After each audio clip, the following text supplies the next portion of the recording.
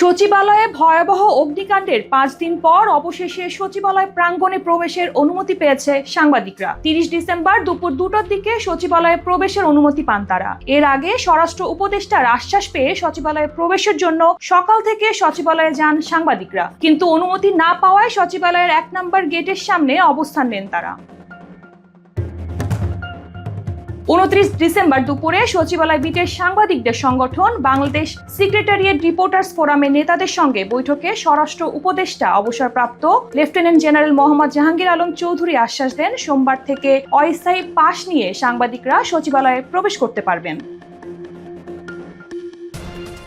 তথ্য ও সম্প্রচার উপদেষ্টা নাহিদ ইসলামও সাংবাদিকদের একই তথ্য জানান। এর প্রেক্ষিতে অস্থায়ী পাশের জন্য স্বরাষ্ট্র মন্ত্রণালয়কে সাংবাদিকদের তালিকাও দেওয়া হয়, কিন্তু তারপরও পেশাগত কাজে সচিবালয়ে প্রবেশ করতে পারছিলেন না সাংবাদিকরা।